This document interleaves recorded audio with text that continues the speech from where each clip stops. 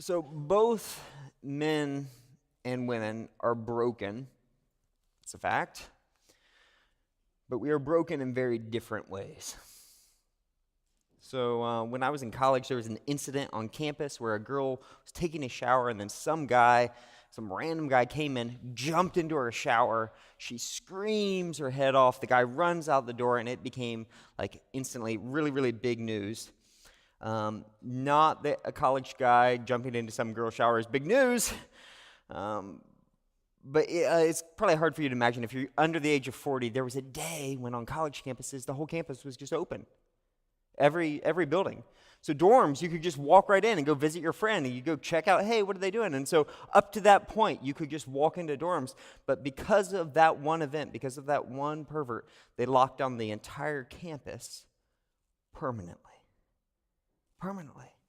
And so we're sitting here like, oh man, what just happened? Like our lives are changed, and what happened to this girl? What happened to this situation? This is terrible all around. And so we're sitting in my room with a couple of guys, and we're talking about it. And one of my friends, who's going to remain nameless because I'm still friends with him, says, it's awful what happened to this girl, but doesn't it just show you the difference between guys and girls? And we're like, what do you mean? And he says, in all seriousness, well, a random guy jumps into a girl's shower and it's a total nightmare. We have to lock down the whole school. But if I were taking a shower and a random girl were to jump in, it would be my dream come true. And we're sitting there, we're all like looking at him like, what? He's right. And we're all these college guys, we're like, man, we're imagining a random girl jumping into our shower, and we're like, yeah, I would scream hallelujah.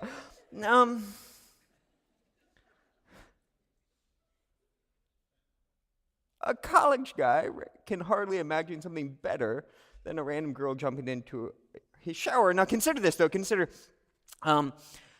a girl's brokenness, sexual brokenness, might look like fear of a random guy jumping into her shower, and a guy's sexual brokenness might look like the fantasy of a random girl jumping into a shower. Both are broken. Both are wrong. There's something not right there, but they're broken in very, very different ways. And I'm not here to say that all men are broken in the same way or all women are broken in the same way, because brokenness is like a thumbprint. I mean, there's similar patterns, but each one is unique. So here's my question. What happens when you take two very different, very broken people and you put them together in the marriage bed? What happens when his broken hopes and desires and expectations meet her broken hopes and desires and expectations? What happens when his dreams meet her nightmares? So today we are going to talk about marital sex, or the lack thereof. Our text for today is 1 Corinthians chapter 7, verses 1 through 7, and we will finally get to discuss sex that God approves. That God says, yes, you should do this, have sex in marriage.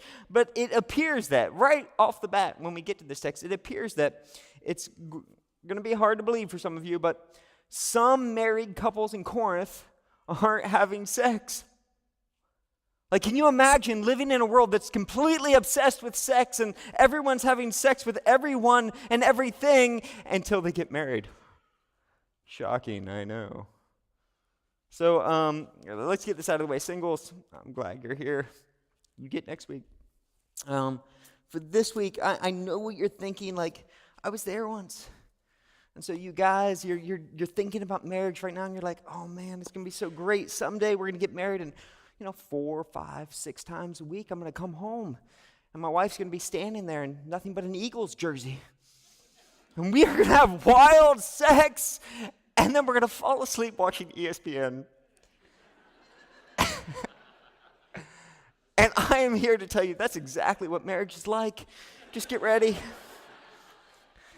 Except for you young women, you know that all the other guys are like that, but not your guy. Your guy is special. He's sweet. He's not one of these perverts. Your guy, 4, 5, 6 times a week, he's going to surprise you, and every time it'll be different. And one of the days, it'll be something like a single rose with a note on it that just appears on your desk, and it'll say, put on that dress. I'm taking you out. And that night, he's going to sit and he's going to stare in your eyes and ask you so many questions about your past and who you are and how you're feeling. And then that night, you're going to fall asleep spooning together, because that's what my marriage is like.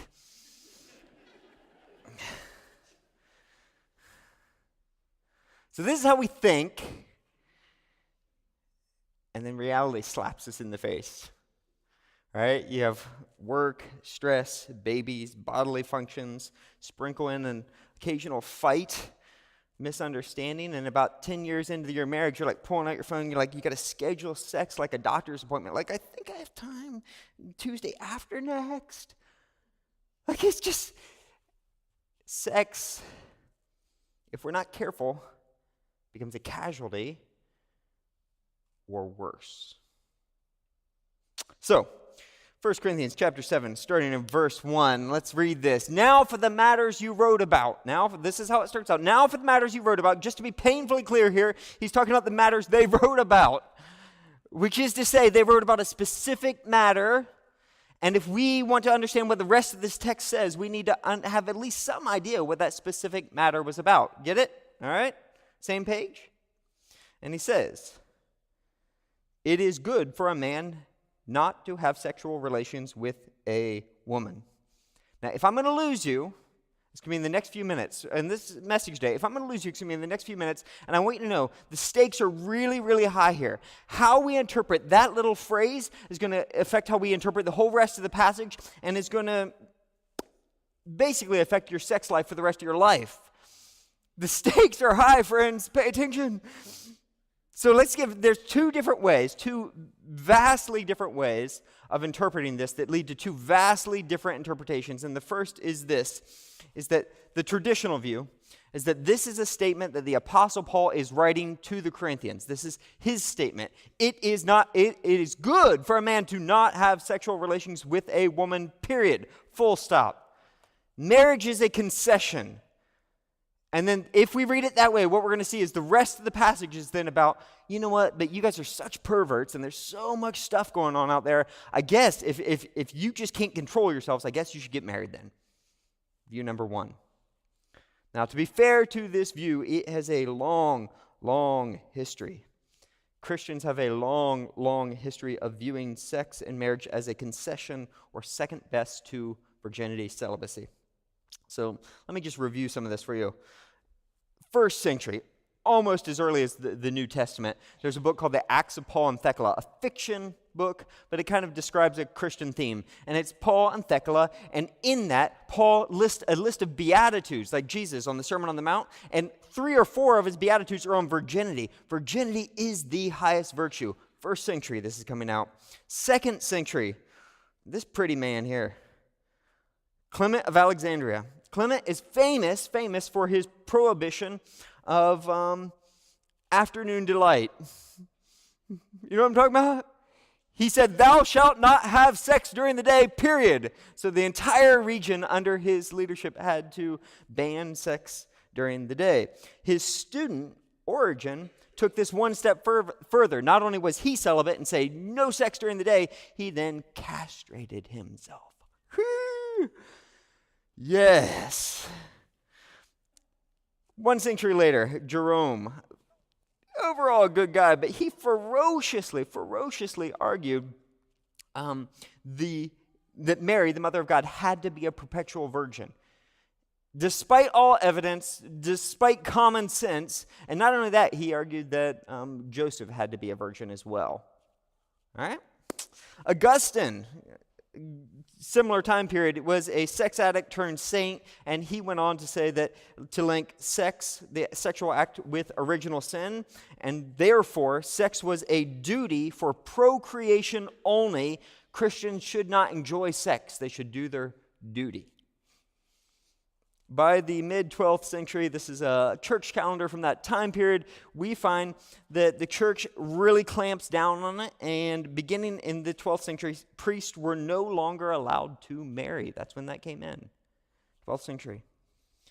Marital status must be controlled by the church.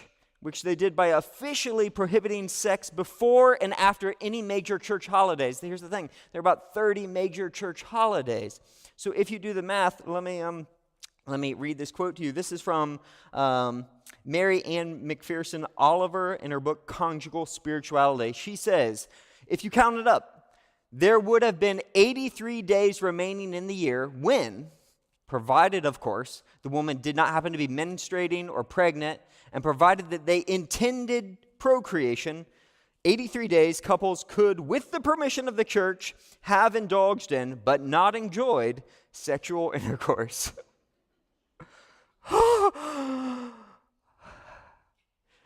Okay, so that's one possible reading of it is good for a man not to have sexual relations with a woman. Of course, the problem with this view is the Bible. That little thing. So I won't rehearse all the stuff we've covered for the last few weeks, but just going back to Genesis 1 and 2, it seems to suggest just the opposite of that. It seems to suggest it is good. It is good for a man to have sexual relations with a woman. Adam and Eve, God blesses it, calls it good, calls it holy. And then there's the whole matter, of course, that really is unavoidable. Right in the middle of our scriptures is Song of Solomon. This is a collection of erotic poems between a lover and his beloved. And there's like this chorus singing to them like, woo, it's going to be a great night. Like in the middle of our Bible, God decided to put erotic poems in the center of his holy word. Have you ever read this book? So chapter 7 is the most famous, right? The lover looks at his beloved and he goes from her feet to her head, and she is just out there. He says, how beautiful are your feet. Your graceful legs are like jewels. Your navel is around a goblet that never lacks blended wine. Like I want to drink you like a glass of Chardonnay. Your waist is a mound of wheat. Never say that, men. And then he goes over her breasts. They're like two fawns of a gazelle. Your neck, your eyes, your nose is like the Tower of Lebanon. I don't know whether. Your head, this is my favorite. Your hair is, use this one, man. Your hair is like royal tapestry. The king is held captive by its tresses. Isn't that good? Isn't that good? And then he steps back after all of this, and he takes a look at her naked in her glory, and he says, how beautiful you are and how pleasing, my love, with your delights. Your stature is like that of the palm and your breasts like clusters of fruit. I said, I will climb the palm tree and take hold of its fruit. Amen. Let's close in prayer.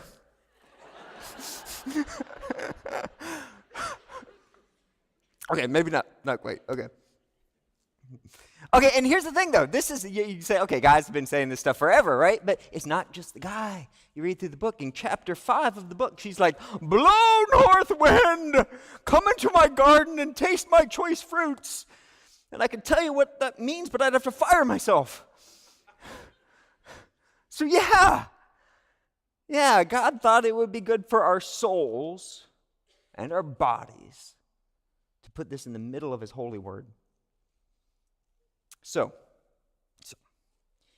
if the Apostle Paul is saying that marriage is a concession and you should only have sex if you can't stop sinning, if that's what he's saying, then we have to do something with all the rest of these texts, the rest of the Bible, the rest of Jewish tradition, and our own desires. We have to do something with that, which leads us to the other way to interpret this verse. It is good for a man not to have sexual relations with a woman. This is how this translation takes it. This is how I take it. It takes it as a quote. The Apostle Paul in that says, now about what you wrote to me, you wrote this statement that says it's good for a man not to have relations with a woman. Let's talk about that. And he's going to correct this view, correct it, that's wrong. There might be something there, that there might be some who are called to celibacy, but that is wrong view. Now, as you might guess, I am thoroughly convinced of this view, and not just because I like sex. Virtually every major New Testament scholar of the past 20 years holds this view. It makes better sense of the text itself grammatically. It makes better sense of the historical setting. It matches what the Apostle Paul teaches about marriage. It matches the rest of the Scripture. And it matches all of Jewish tradition leading up to this. So let's paint the scene here. The Apostle Paul is hanging out in Ephesus, just across the way. And he gets this letter from Corinth. And in their letter to him, they write, "It is good for a man not to have sexual relations with a woman." So some in the church seem to think that sex is bad even in marriage. Even in marriage.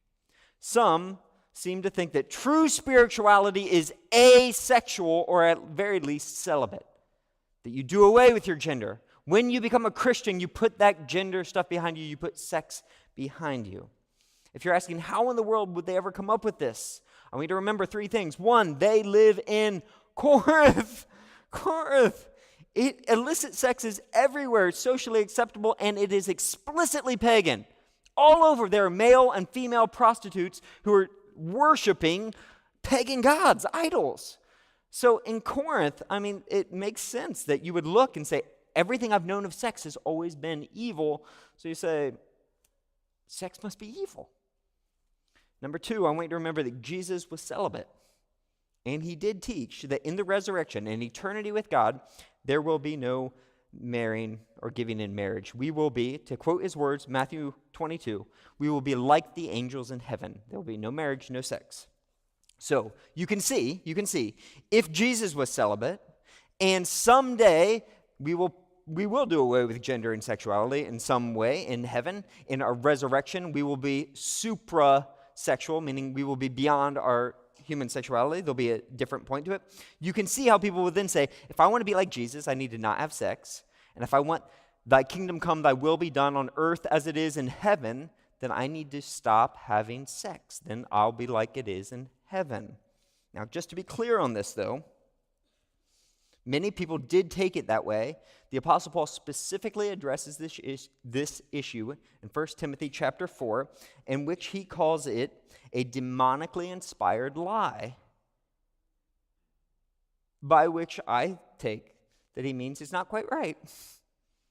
All right, so they live in Corinth. It's a messed up place. Jesus was celibate, and then the third reason why someone might come up with this is, I want you to remember this from last week, the influence of Greek dualism, specifically the mind-body dualism or the spirit-body dualism. Last week we talked about this. I want to point out that dualism comes in two flavors. Last week we talked about this. It was like, my body doesn't matter. What really matters is my soul. I've given my heart to Jesus, so I can do whatever I want with my body. So they would go sleep with prostitutes. That's flavor one. Flavor two is this. My body doesn't matter. My soul matters. So I'm going to ignore my body. I'm going to hate my body. I'm going to stop doing what my body demands. I'm only going to do things that feed my soul. Therefore, I'm going to reject sex. Flavor number two, both of which seem to be occurring simultaneously in the church of Corinth. So in the church of Corinth, there specifically what fills out this picture is that we will see Paul refer to, you might remember this from last fall, to those who call themselves spiritual. There's this group of people who say, we're super spiritual. Like, we have great spiritual gifts. We've achieved a higher level of spirituality. We don't need all those fleshly desires the way you do. We don't need things like sex. And so there was a group in the church that came up last fall, is going to come up again in a few months. The issue there is that group was primarily, not entirely, but primarily women. All right?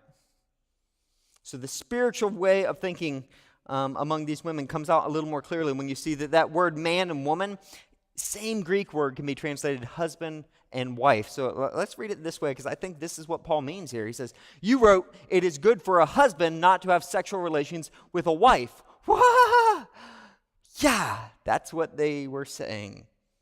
Paul's going to beg to differ. Verse 2. But since sexual immorality is occurring, each man should have sexual relations with his own wife, and each woman with her own husband.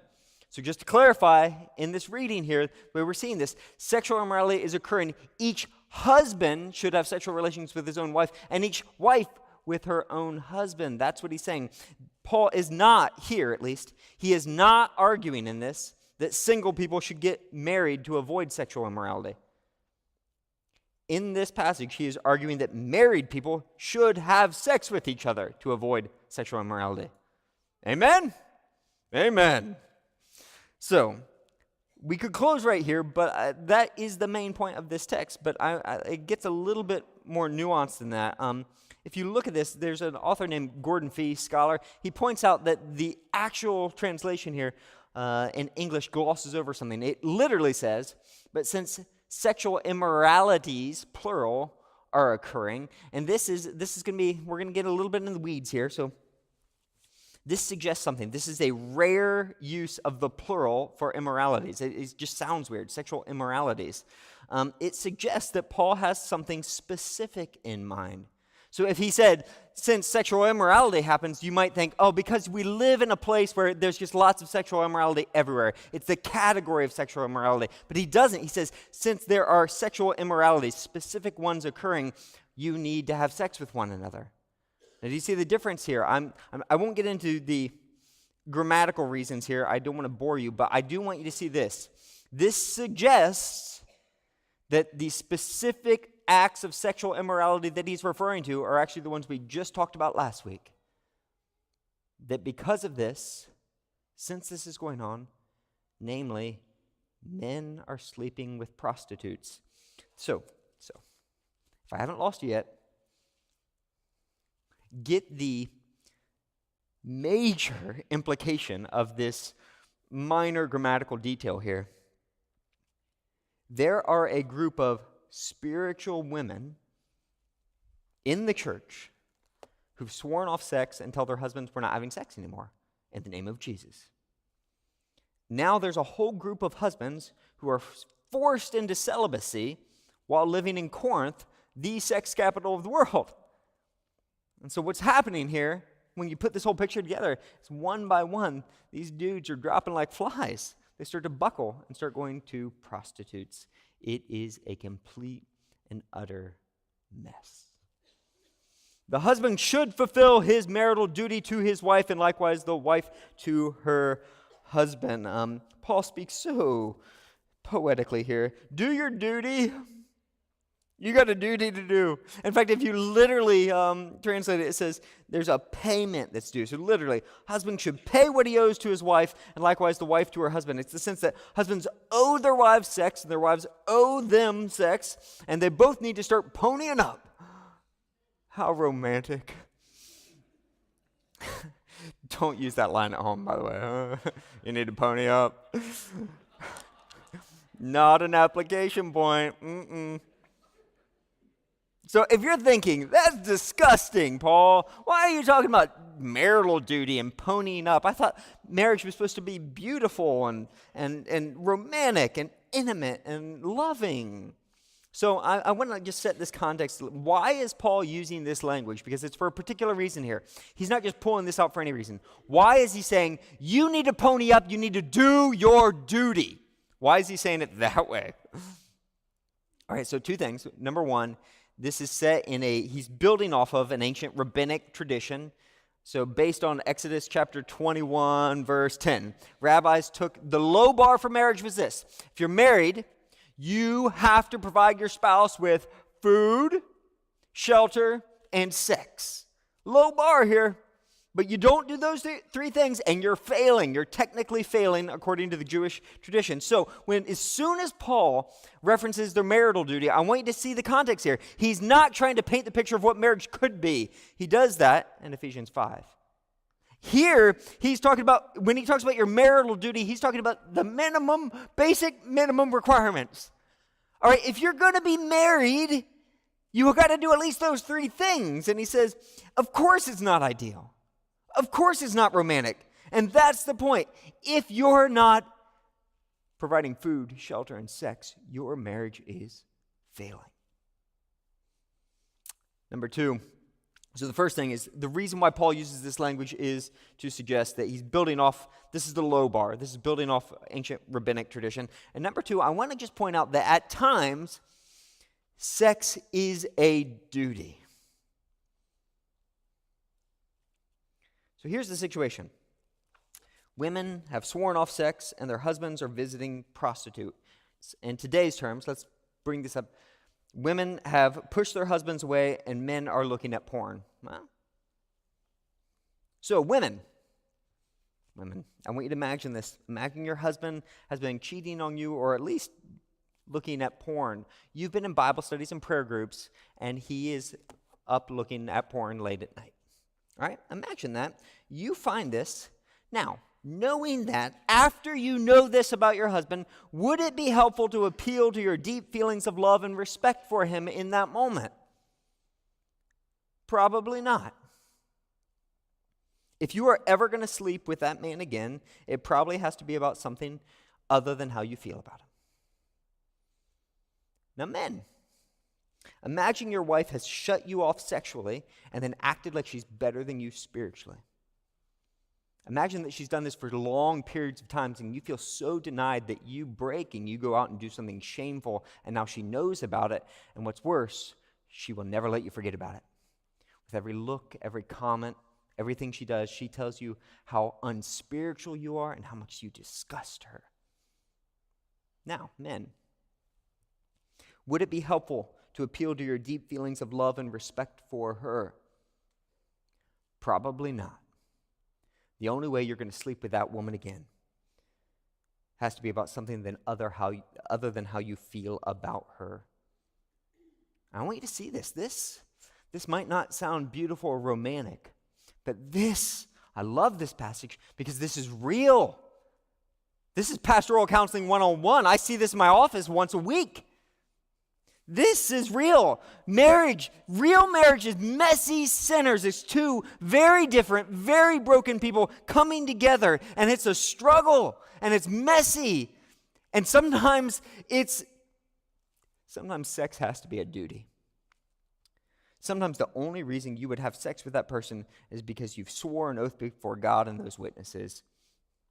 That at times you have sex not because you want to climb that palm tree, but because it's the right thing to do, and that's the only reason. So this brings me back to that book I mentioned earlier, Gary Thomas, Sacred Marriage.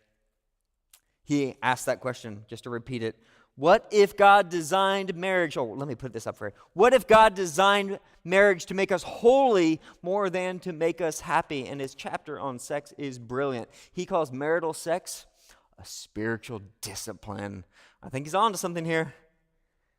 He says sex, God designed sex with two vastly different people, and he did it on purpose. He made it hard on purpose so that when we come together, we have to learn to love someone, to entrust ourselves to someone who's different than us. That in this process, in short, in sex, we have to learn to submit ourselves wholly to God so that we can submit ourselves wholly to our spouse. That we learn to live a God-centered, other-centered life by having good sex. In short, we learn the way of God. We learn the way of self-giving love through sex, which brings us to verse 4. Verse 4, the Apostle Paul is going to take this exact same direction. He says, the wife does not have authority over her own body, but yields it to her husband. And the same way, the husband does not have authority over his own body, but yields it to his wife. Now, I just want to be clear. If one of you were to go out and post on Facebook right now or something, the wife does not have authority over her own body, you would die. It would be bad. Wouldn't do that. Everyone will assume like you're like a monster, Ku Klux Klan member, kick small puppies. So admittedly, the idea of yielding authority over your body to someone else is a horrifically dangerous thing to do.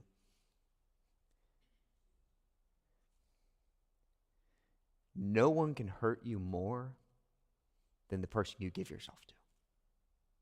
Wholly. It can and has been used to abuse people in the past. If you give up authority over your own body, someone can completely and utterly destroy you. And this, of course, is why God says you only do it, only do this. Only give yourself entirely and completely in the confines of marital love, in the covenant of unconditional love, of unconditional acceptance, of unconditional commitment. Those are the only bonds that are strong enough to make that safe. So, in the scriptures, let's unpack this for a minute. In the scriptures, it's going to give us a picture of marital covenant. Where is it safe to do what Paul's talking about here? And he's going to say it's in marriage, because marriage in the scriptures is fundamentally a covenant and not a contract. It's a covenant. So it's a contract says, I'll do this for you if you do this for me. And if it doesn't work out, we'll break the contract, right? It's like a promise. But a covenant, this marital covenant, is not that. It's an exchange of persons. I am yours, and you are mine. Everything I have, everything I am is yours. And everything you have and everything you are is mine. Do you see the difference? It's completely and utterly different. So if you're sitting there saying, are you saying that my spouse owns me? Like they possess me like some kind of slave? And the answer is maybe. I mean, that's part of the imagery here. So in Song of Solomon, after the lover looks over his beloved from head to toe and says, let me climb the palm tree, what'd she say to him? How does she respond to him? Not, you're a pervert, get away from me. You know what she says? Let's look. She says, well, first, she says, may the wine go straight to my beloved, flowing gently over his lips and teeth. I want you to get drunk on me. I belong to my beloved, and his desire is for me. I belong to my beloved, and his desire is for me. So I want you to hear this. Is this slavery? And the answer is, kinda. She belongs to him. But it is love that has enslaved her. She's a slave to love, and that's a different type of slavery, isn't it? You see, when you know to the depths of your soul that you are beloved by someone, that they cherish you, when you know to the depths of your soul that their desire is for you, not just that they want to consume you, but they want you because they love you, that they're for you, they're for your good. When you know that, belonging to someone is the best thing that can happen to you. So she gives up all of her rights, but not to become less, to become more.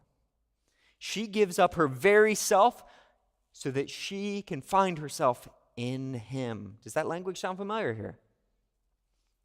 Two become one. The sum is more than the parts. She gives up her rights to get what she really wants. You know what she really wants? Union with him. Life with him forever. She never wants to be separated from him. She wants to be consumed by him, drunk by him. She wholly gives herself to him because she knows that she's beloved. And she knows that his desire is for her. He is for her. He is for her. That is beautiful. In marriage, God has designed us in such a way that the only way to fully have another person is to fully give yourself to that person. So in marriage, we're called to surrender, to yield our desires, our future, our life, our very selves to our spouse. That sex is supposed to be a sweet surrender, but it is a surrender, or a surrender, as I was about ready to say. So I want you to see this. Sex is a sweet surrender, just like a relationship with God is. Do you see this? You see this? Apostle Paul, he's been working this through for a long time. Ephesians 5, he says it explicitly. If you want to have God, you have to give up everything. You have to give everything. Everything you have, everything you are. You no longer belong to yourself. You belong to him. You are his. And this just sounds insane. This sounds dehumanizing unless you're in love. If you're in love, it makes perfect sense. You lose everything, but you get God. You give up yourself because you don't want yourself. You want union with him forever. You want to say, I'm my beloved's and he is mine. So, Marriage. The Apostle Paul in Ephesians 5 will clearly teach us, and Romans 7 as well, that marriage is a picture of this, that you can know that you are beloved by God, that He is for you, and because of that, you give yourself wholly to Him, and He gives Himself wholly to you, and you are united forever. That's what a picture is. Now, marriage, of course, is an imperfect picture, but that doesn't mean there's not still truth in that, even in the twistedness and brokenness of our marriages. So for us, when we go back to this passage, the shocking part is that the wife doesn't have authority over her body. We're giving up our own authority. I just want to point out one thing, just to be painfully clear here. What's shocking for us is giving up your authority, but in the ancient world, that was not the shocking part. The shocking part is that the Apostle Paul applies this equally to husbands and wives. You see that? The wife doesn't have authority, but neither does the husband. Neither does the husband. That Paul teaches that marriage is about mutual surrender. Both have to surrender. Both surrender their desires. Both lay down their lives for each other. Both give themselves up. Both. And I just want you to know, I don't know of any other place in all of ancient literature where you will see this. This is stunning. Before we move off this, 2 footnotes and then we'll jump ahead. I want you to hear me because this sounds like I'm giving up authority over my body, and you are. I am not saying, and the Apostle Paul is not saying, you have to let your spouse abuse you. This is not about demanding your rights. This is the fact that you have to surrender them. This teaching should not empower abuse. You should not be destroyed by your spouse if you are in an abusive relationship right now. I would strongly recommend that you talk to me, one of the staff members, one of the leaders at our church, and we help you get help. Not that we can solve this, but we can walk alongside you in it. We can help you. We can point you in the right direction. Strongly recommend that. That's the first thing. The second thing that I am saying, and more importantly, the Apostle Paul is saying in this, is that for husbands and wives both, but wives especially, if you are withholding sex from your spouse as a form of punishment, if you refuse to ever have sex because you just don't feel like it, you are in sin. Husbands and wives, but especially husbands, if you refuse to trust your spouse with your sexual desires, if you're going to porn or an affair or anything else other than your spouse with your sexual desires, you are in sin. That's what that means. Verse 5, do not deprive. Literally, do not defraud. Don't rob them of this. Do not deprive each other, except perhaps by mutual consent for a time, so that you may devote yourselves to prayer, then come together again so that Satan will not tempt you because of your lack of self-control. We used to talk about this in seminary. This is the passage that says you have 2 options, sex or prayer. Which do you choose? That's not exactly right? There are obviously, just to clear the air here, there are obviously times in marriage, seasons, where you're not going to be having sex all the time, right? Health, schedules, traveling, babies, on and on we could go. You might have to go without sex for a period of time. But the Apostle Paul is saying there's a couple rules here, a couple things you should follow, best practices. It should be by mutual consent. You shouldn't force it on the other one. And it should only be for a time. It should be temporary. I don't know what temporary means for you, but it should be temporary. It shouldn't be indefinite. I say this, and he's referring back to this one exception about when you could take a break from sex for prayer. He says, I say this exception as a concession and not as a command. And this is so important to those who are super spiritual and think that prayer and sex don't go together. His whole point of saying this is, they do. Great prayers and great sex, they go together. You can pray all you want and have sex all you want.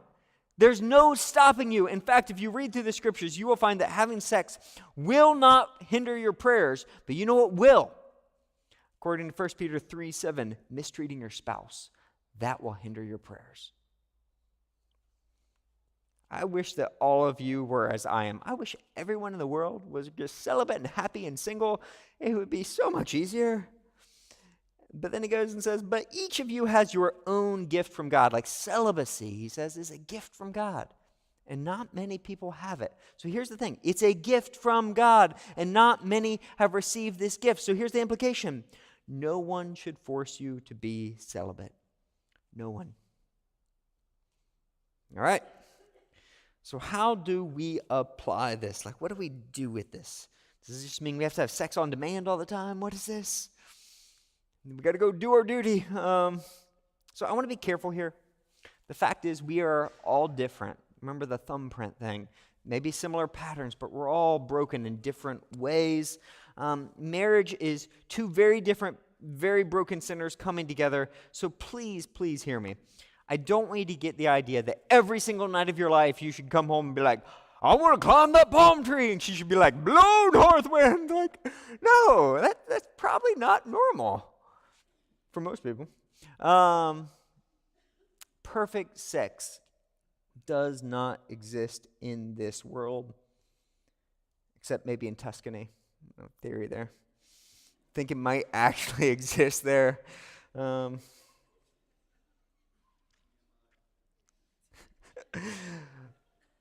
Let me just say, though, because I know some of us feel like suffocated by this, right? Like, what do I do with my brokenness? And I do want to say, there is hope.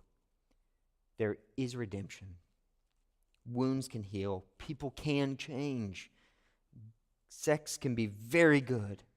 God can take two very different, very broken people and not just make them holy. He can actually make them happy. He can do something beautiful in them. And so I want to give you, here's what we're going to do. I'm going to give you three things that I think just need to lead us into a conversation. The first is we need to deal with God first. I want you to see the basis of everything Paul's saying here. Saying, if you've never given yourself fully to God, like never experienced what it's like to fully surrender to someone, to Him, if you don't know that you are God's beloved and that He's for you, if you don't know that and you've never surrendered to that, then that's where you got to start.